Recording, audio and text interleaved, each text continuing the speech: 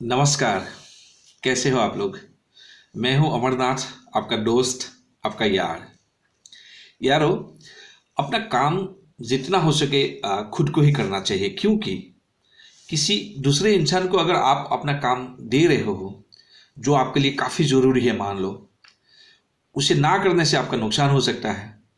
तो ये आपके सबसे बड़ी गलती हो सकता है, क्योंकि फिर आपके मन में एक डर बना रहेगा कि पता नहीं ये काम वक्त पर पूरा होगा कि नहीं होगा, या फिर ठीक से पूरा होगा कि नहीं होगा। इसलिए कहते हैं कि अपना काम जितना हो सके आपको खुद को ही करना चाहिए। यारो, एक कहानी याद आ रहा है मुझे, अगर आपको अच्छा लगे तो ज़रूर इसको दोस्तों का साथ शेयर कीजिए। एक गांव में एक किसान रहा करता था जो कि काफ़ी अमीर था, उनका पास ढेर सारे खेत थे।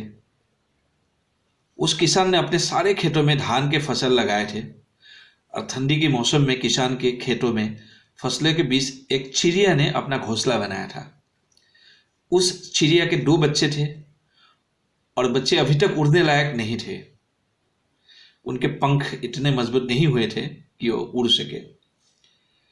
तो चिड़िया दिन भर घूम घूम कर बच्चों के लिए खाना लाते थे, और शाम को जब बच्चे को ताकि खिलाते हैं ताकि बच्चे का पेट भर सके। एक दिन दोपहर के वक्त किसान जो है, मतलब खेत के मालिक जो है, वो आया और फसलों को देखकर बोला, अब ये सारे फसलें लगभग तैयार हो चुके हैं, तो इसको काटने लायक हो गए हैं, तो कल ही मैं मजदूर को बुला के इसको कटवा दूंगा। तो ये सुनते ही, किसान की ये बात सुनकर चिड़िया के बच्चे बहुत बुरी तरह से डर गए। शाम को जब चिड़िया के बच्चे के लिए खाना लाकर चिड़िया आए, तो बच्चे को देखा ये तो काफी डरे हुए हैं। तो बच्चे को गले लगाया और पूछा, क्या हुआ, तुम इतने क्यों डरे हुए हो। तो तब बच्चों ने बताया कि आज इस खेत का मालिक यहाँ आया था, और वो इस खेत में घूमते घूमते बोला कि फसल को देखा और बोला कि ये तो काटने के लिए तैयार हो गया है, तो कल ही मजदूर को बुला के हम इसको काट लेते हैं।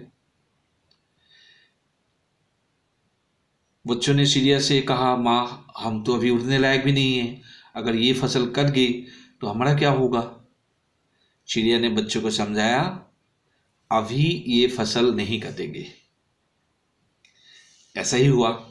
एक दिन बीत गया, 2 दिन बीत गया, 3 दिन, 4 दिन, 5 दिन बीत गए।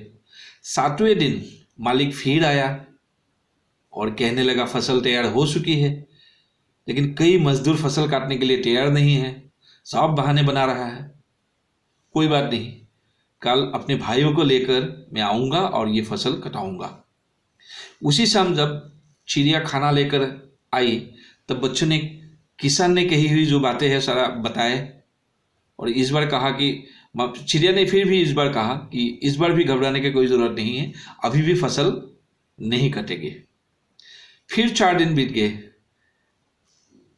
एक दिन फिर से चिड़िया खाना लेकर आए, तब बच्चों ने बताया कि आज फिर से किसान आए थे और यहाँ कहने लगे कि रोज़ मेरे बात को सब लोग टाल रहे हैं, तो फसल बिल्कुल अभी तैयार हो गया, अभी अगर मैं खुद ही नहीं काटूंगा तो ये फसल खराब हो जाएगा, तो कल से मैं खुद ही आके कटाई के काम शुरू कर देता हूँ।